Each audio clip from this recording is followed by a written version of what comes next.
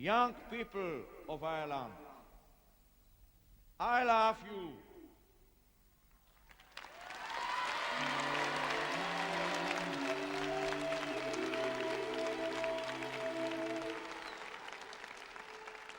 So this year now, for example, the guys that have applied, 5 have applied currently, and the youngest is 26 and the eldest is 43.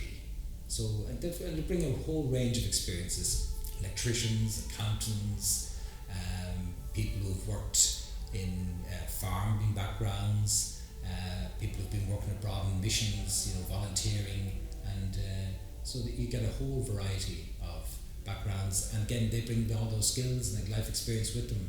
So that's the thing about priesthood today, is you get guys of all ages and experience.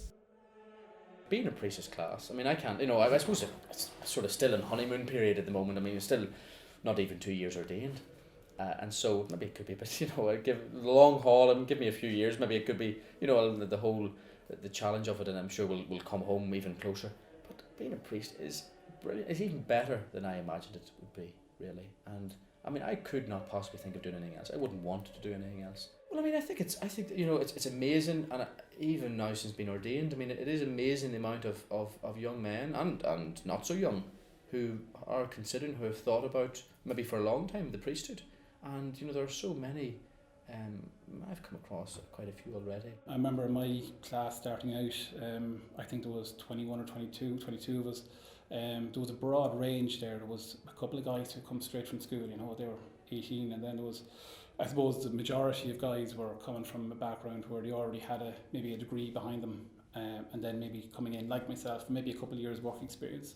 And then there was a couple of guys who would have been maybe in their 40s, up to that age. So there was a lot of diversity. People come from different backgrounds.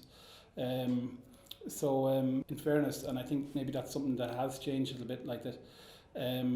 Guys who go to study for the priesthood bring maybe a lot more of themselves, and maybe encouraged more, to, I suppose, that we all have our human gifts and talents, to try and incorporate that, that you don't just leave everything at the door. Now, if somebody made a decision to go on for priesthood, the family usually wouldn't be very happy about it, and usually the community would be disinterested in it, or wouldn't feel they were supporting them or whatever. So it's very much the wind on the face of anybody now who's making a decision to become a priest, is really running counter to the culture of the day. In terms of the young priests, part of the difficulty we have is that we have very few vocations to the priesthood.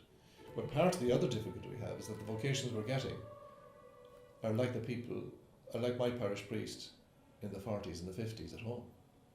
They're traditional. They want to wear black. They want to wear soutanes. They want to talk to people about sin. They will only hear confessions in the confessional box.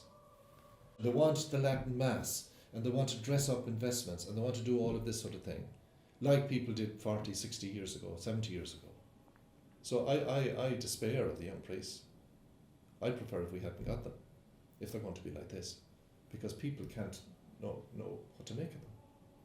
Well, you see, I just don't think. I don't think there may be something in there perhaps is that generational gap, as I talk about. I don't think the conversation is necessarily helping. The labels that are being branded about, conservative or liberal, rigid, or whatever word you might use. I just don't think that's a useful, a helpful conversation to have when it comes to anything in the church, because we're not a political party. The church isn't some sort of ideology. It's not some sort of government or organisation that sets a sort of and that changes with a change in administration or something like that. We, in essence, the church is about communicating the gospel, bringing the sacraments to people, and that hasn't changed for centuries. That is what we're about.